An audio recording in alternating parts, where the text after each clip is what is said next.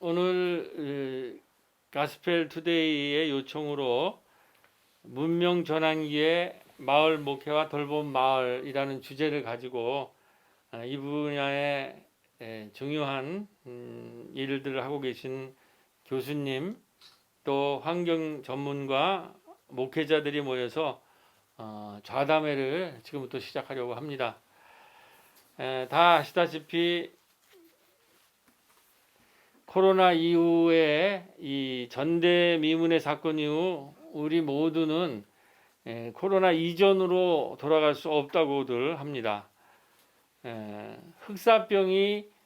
중세 문명을 무너뜨리고 근대 문명을 탄생시켰듯이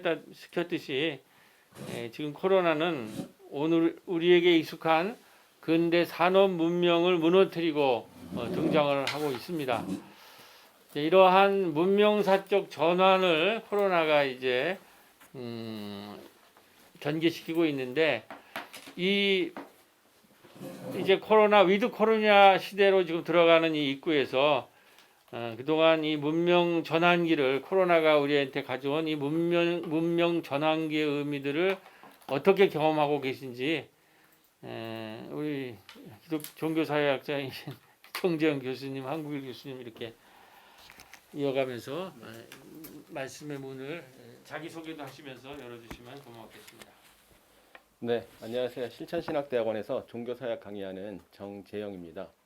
네, 지금 목사님 말씀하신 대로 이제 코로나 사태 이후에 뭐 엄청난 변화들을 경험하고 있고, 이른바 문명 전환기라고 말할 정도로 코로나 이전과 코로나 이후는 뭐 전혀 다른 세계가 될 것이다라는 얘기들을 여러 전문가나 학자들이 많이들 얘기를 하고 있습니다. 아마 이제 그 원인에 대해서 이제 유미호 센터장님께서 더 잘 해주시겠지만, 다 아시는 것처럼 이제 기후 위기라든지 생태계 교란이라든지 이런 것들로 인해서 생긴 이 위기라고 하는 것은 이전의 위기와도 사뭇 다르고, 또 이런 것들이 해결되지 않는 이상 코로나 바이러스를 극복한다고 해도 또 다른 바이러스가 출몰할 수도 있고, 또 인간 사회는 언제든지 위험에 빠질 수 있다라는 측면에서 정말 그 대비가 필요하다고 하는 것인데, 이제는 더 이상 인간 중심의 삶도 문제가 되고, 또 각자 도생의 방식으로는 이제 이런 위기를 극복할 수 없다는 게 중요하지 않나 생각이 듭니다. 이미 이제 그 구소련의 그 체르노빌 원전 이후에 위험 사회라는 책이 나왔는데, 울레이 백이라고 하는 이제 사회학자가 진단을 한 것이죠. 그분의 진단에 의하면 인류 사회의 어떤 발전이나 근대화 과정이 성찰이 없이 진행이 되어 왔기 때문에 위험 요소가 함께 증가한다는 겁니다. 우리가 상식적으로 생각하면 사회가 발전하면 발전할수록 위험 요소가 줄어들 것이라고 기대하지만, 사실은 위험 요소가 함께 증가한다는 거예요. 위험은 후진국보다 선진국에 더 많이 있고, 요즘에 말하는 위험은 예외적인 위험이 아니라 일상적인 위험이고 아주 보편적인 위험이라는 얘기를 많이 하고 있습니다. 우리나라도 뭐 최근에 여러 가지 사건 사고들이 많이 있었죠. 이런 사회적 위기나 재난을 어떻게 극복할 것인가. 물론 뭐 정부에서도 힘을 써야 되고 다양한 노력들이 필요하지만, 역시 민간 차원에서, 주민들 차원에서 스스로 이런 것들을 극복하는 게 매우 중요하고, 교회도 당연히 시민사회 구성원 중에 하나로서 이런 위기 극복을 하는데 같이 참여를 해야 된다, 이제 그런 생각들을 가지고 있는 것이죠. 특히 이제 오늘 모인 것처럼 마을 공동체라든지 마을 목회라든지 이런 관심들이 최근에 한국 교회 안에서도 커지고 있기 때문에 그 담당할 역할들이 좀 분명하지 않은가 싶고요. 저는 사실 이제 코로나와는 관계없이 이제 마을 공동체에 대한 개인적인 연구를 하고 있었기 때문에 제가 아직도 좀 파악하지 못한 여러 사례들을 찾으려고 여기저기 좀 많이 다니면서 인터뷰도 하고 이렇게 지금 연구를 진행하고 있는 중인데, 아무튼 뭐 저도 몰랐던, 또 크게 알려지지 않았다고 하더라도 지역 곳곳에서 이런 일들을 감당하는 교회들이 많이 있다고 하는 것이고, 그런 일들이 이런 위기를 극복하는데 큰 도움이 되지 않겠는가, 그렇게 생각을 해보게 됩니다. 그 문명 전환이라고 말할 때 그 두 가지 단어가 다 거대 담론에서 사용하는 단어들인데, 문명이라는 단어와 전환이라는 단어. 그래서 얼핏 보면은 이제 일반적으로 평범하게 살아가 사람들에게는 좀 너무 전문적인 영역이고 자기 바깥의 주제라고 생각이 될 수가 있을 것 같은데, 조금 전에 정재영 교수님 말씀하신 것처럼 그 위험 사회에서 위험이 오늘날에는 보편적인 위험이고 일상의 위험이라고 하는 부분이 가장 민감하게 다가오는 게 기후 문제라고 생각이 되는데, 제 기억에 뭐 한 얼마 전만 해도 기후 문제는, 환경 문제는 전문가의 일이고 나머지는 그냥 의식 없이 살아가도 된다고 생각했거든요. 제가 양평에 이사 간 지가 18년인데 다 농촌에 공기가 좋아서 이제 이사를 가잖아요. 근데 18년 전에 갔을 때 하고 그 다음에 어느 때인가부터 서울하고 양평이 전혀 차이가 없다는 생각을 했고, 그래서 처음에는 에어컨도 없이 살았는데 에어컨을 달아야 되고, 농촌에 살면서 집안에 공기청정기를 사용한다는 게 사실은 굉장히 미안했어요. 또 전기를 사용해야 되니까.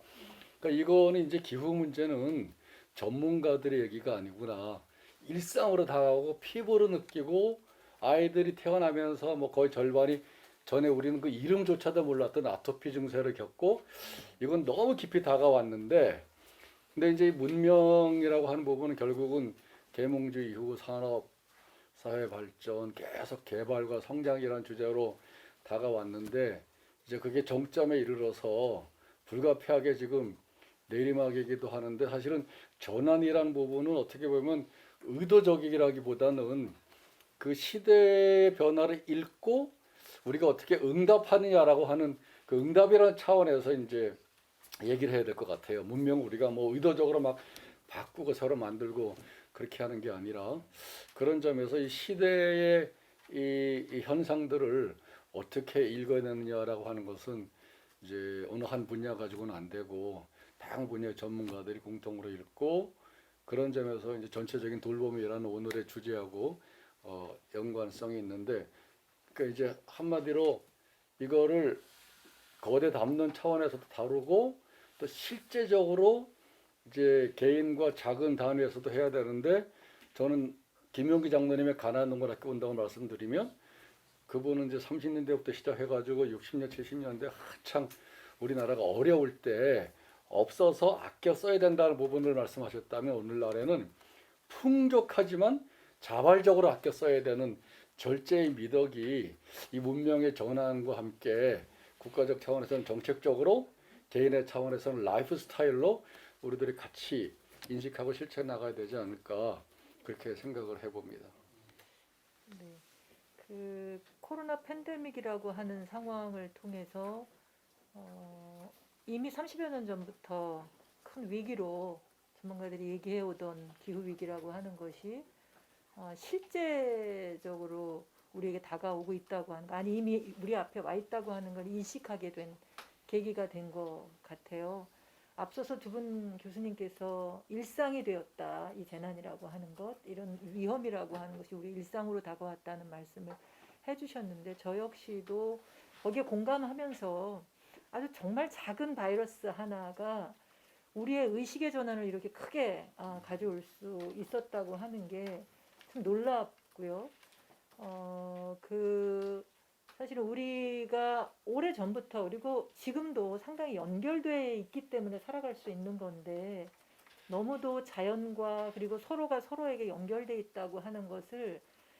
깨닫지 못하고 살아온 것이, 사실은 우리 한 사람의 몸이 존재하는 온 우주 만물들이 우리를 있게 하는 건데, 사회적으로 어떤 생존을 위한 노동하는 것이 경제적 값어치가 있는 그런 바깥에서의 사회적 노동만을 값어치 있게만 봤지, 오늘 우리가 돌봄이라고 하는 것을 얘기하는데 대부분 그런 사회적 노동을 뒷받침해주는 약자들의, 여성이나 또 자연의 그런 애씀을 무가치한 걸로 여기고 값싸게 여겨서 이용해 왔던 것이 지금의 위기를 초래한 것이다, 이런 생각을 하는데요. 근데 결국 지금의 기후 위기를 코로나 팬데믹은 어떻게든지 백신이나 치료제를 위해서 넘어갈 수 있을지 모르지만, 기후 위기는 많은 사람들이 지금 전 세계 각국의 정상들이 모여서 회의를 하고 있는데, 과연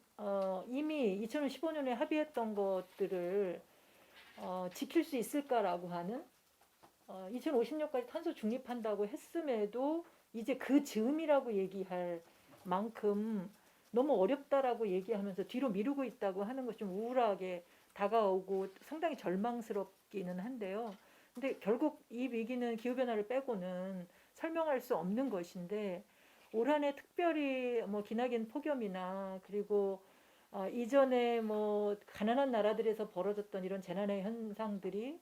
서유럽이나 뭐 캐나다나 뭐 이런 쪽에 그 잘 사는 나라에서도 어디든 일어날 수 있는 그런 재난으로 다가오고 있는 것들을 보면서 이제 모두가 이 부분에 대한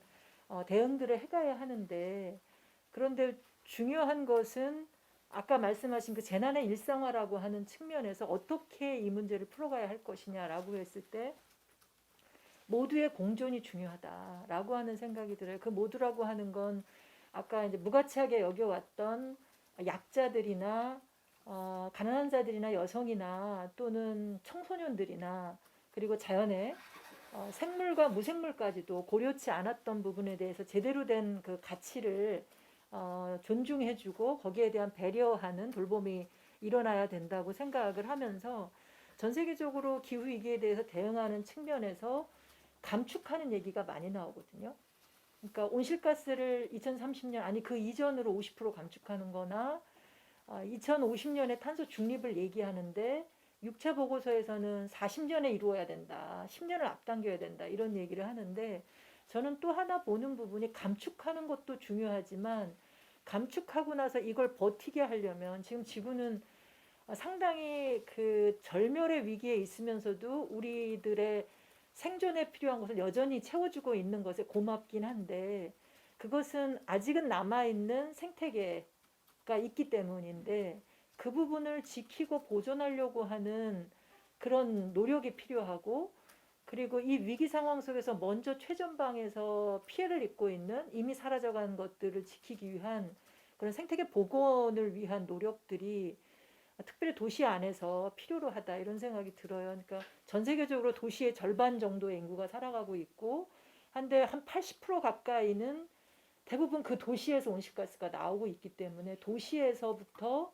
새롭게 이런 생명에 대한 가치를 새롭게 재조명하고 그에 따르는 어떤 돌봄이라고 하는 그런 돌봄의 생태계를 구축하는 일이 굉장히 중요하다고 생각해서 오늘 이 자리가 굉장히 중요하다 생각하고요. 그리고 그 일들이 바이러스가 우리에게 연결되어 있다고 하는 의식을 준 것처럼 이 생태적 의식이 깨달은 것이 나의 삶 속에서 생태적 삶으로 나타나고 그 삶이 어떻게 보면 우리의 사회와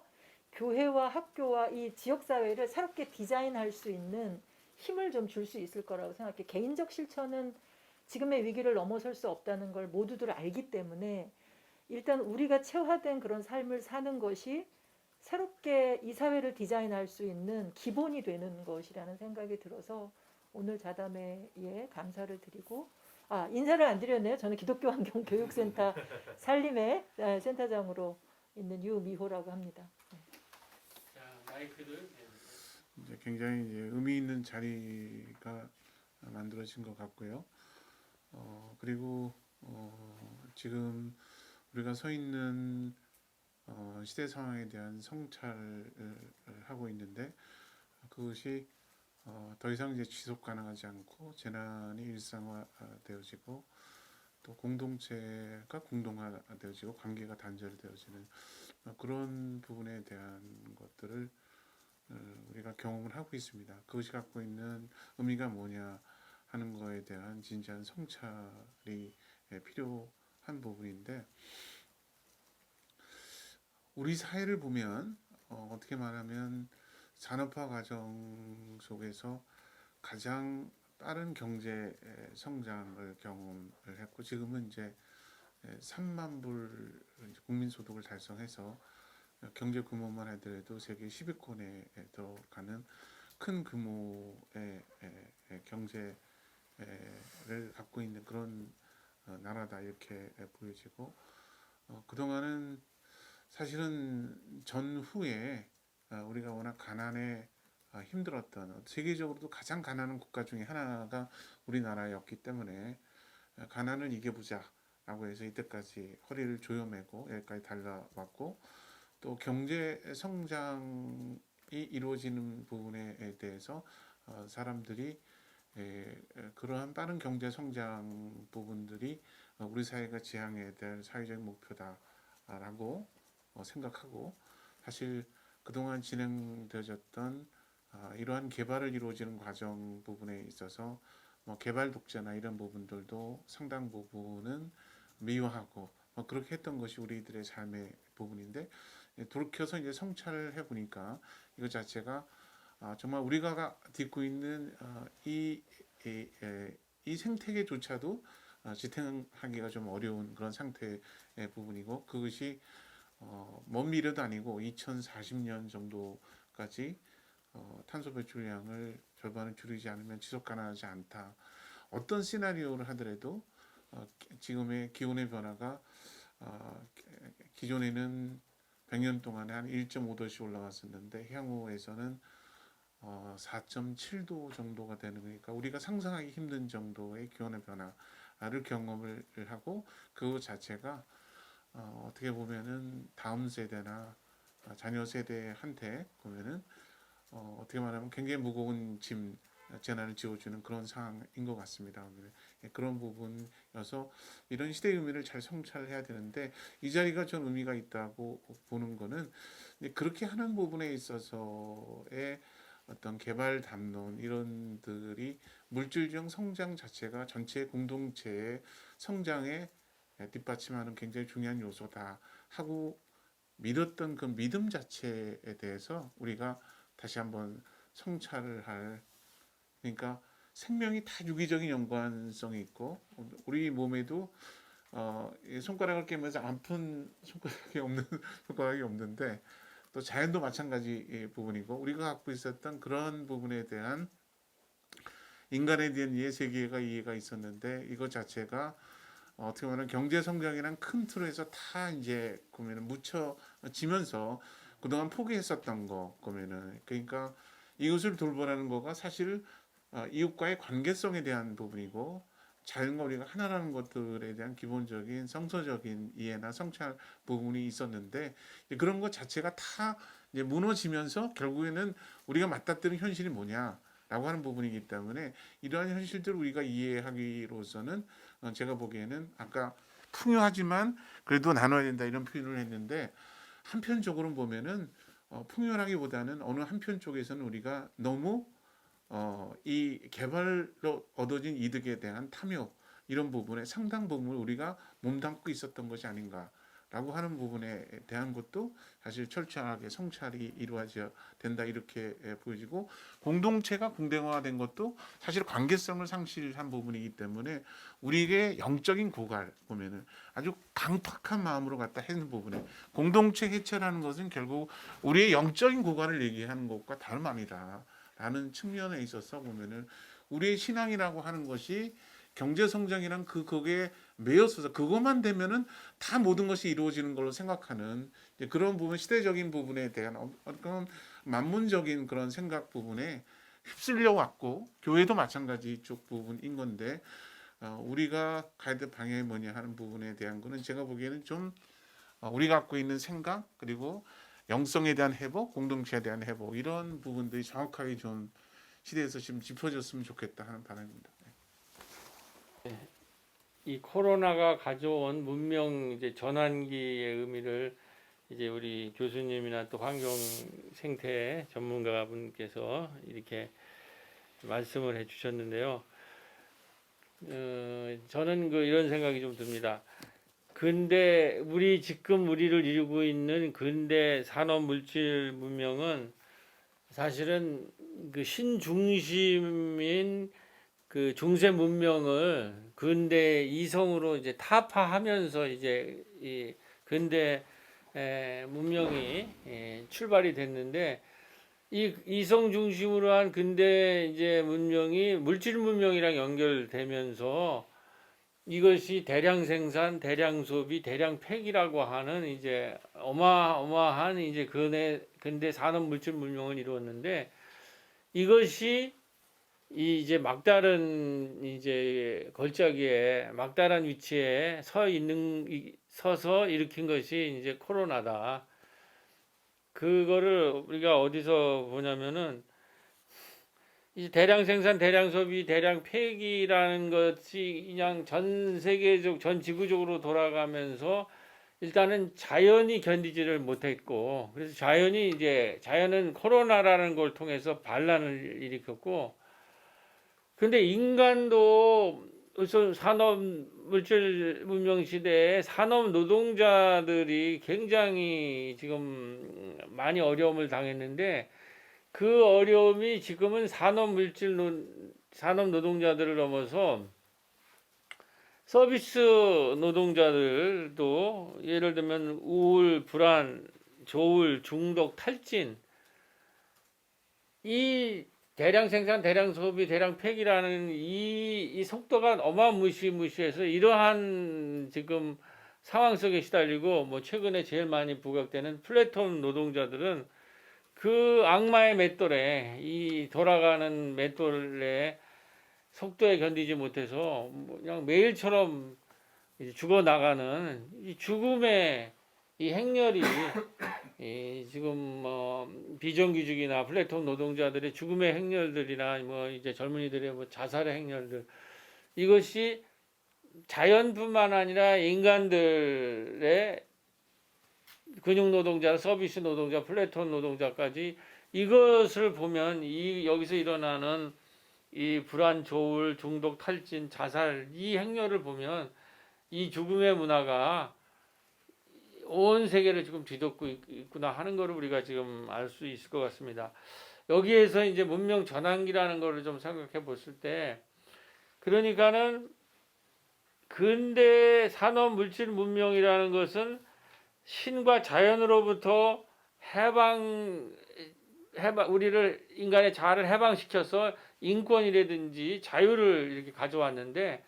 그 근대 산업 물질 문명이 가져온 인권과 자유라는 것이 무엇인가? 이게 요번에 코로나 시기에 이제 서구의 선진국의 상황을 보면 우리가 잘 알 수 있는 거죠. 굉장히 마스크도 거부하고 우리 근대 산업 물질 문명이 가져온 자아나 인권이라고 하는 것이 굉장히 자기 이익 중심의 소화적인 인권과 자유였다라는 거죠. 그래서 요번에 이러한 이기적인 소화적 세계관으로는 인간을 물질의 노예로 만들어 놓은 지금의 이 코로나 국면을 극복할 수 없다고 하는 이제 이러한 그 여론이 이제 퍼져 나갈 정도로 이 인간이 신과 중세로부터 이 해방이 되었지만은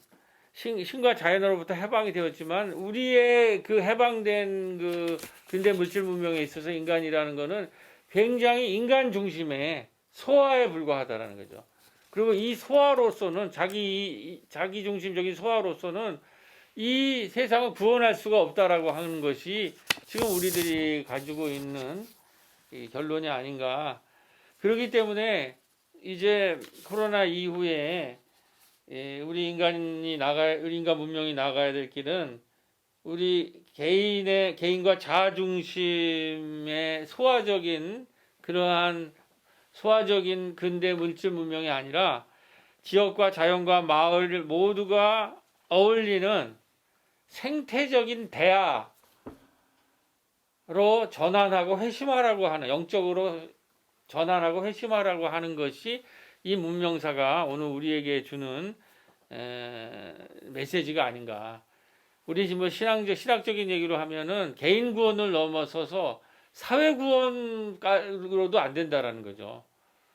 이게 개인 구원을 넘어서 사회 구원을 넘어서 생태적 구원, 소화가 자연과 사회와 생태계, 자연 생태계 모두를 포괄하는 생태적인 대화, 큰 자아로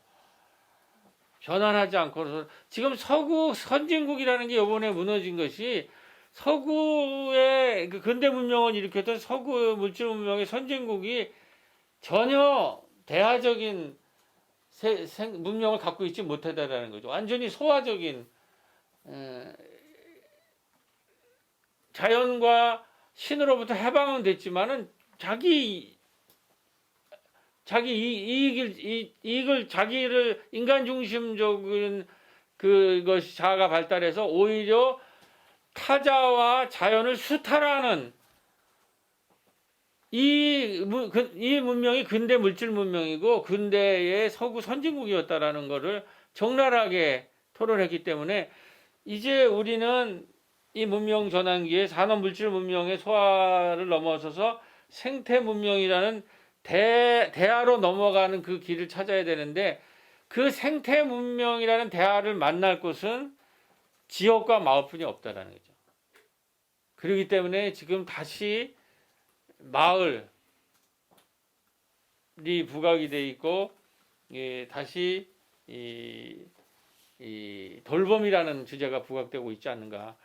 제가 마지막 한 말씀 드리면 부산대 심성보 교수님이라는 분이 교육학자인데 쓴 책에 이런 게 있어요. 코로나 시대의 마을 교육, 공동체 운동과 생태적 교육학. 그러니까 교육학에서도 이제는 소화를 자기뿐이 모르는 근대 물질문명이 가지고는 소화 중심에서 대화로 가려면은 코로나 시대 마을 교육과 공동체 운동과 생태적 교육학이 필요하다라는 거죠. 그러니까 이 생태적 대화를 가리킬 것은 마을과 공동체와 생태계뿐이 없다라고 이렇게 본 거예요. 이 책 제목이. 그래서 이런 문명 전환기적인 상황에서 이제 코로나 전환기에 통합 돌봄이라는 화두가 다행스럽게 우리 사회에서 떠오르고 있고 2025년에 지역사회 통합 돌봄 체계 구축이라는 것을 정부에서도 내놨고 또 이 지역사회 쪽에서는 통합 돌봄 마을이라는 주제가 등장을 하고 있는데 제가 보기에는 이 통합 돌봄에 있어서 의료계가 가장 먼저 반응을 커뮤니티 케어라는 것으로 반응을 하고 있는데 그 커뮤니티 케어 운동을 이끌고 계신 우리 임주환 교수님이 이제 문명 전환기에 돌봄이라는 통합 돌봄이라는 화두와 돌봄 마을이라는 주제 등장의 의미에 대해서 말씀의 문을 열어주시기 바랍니다.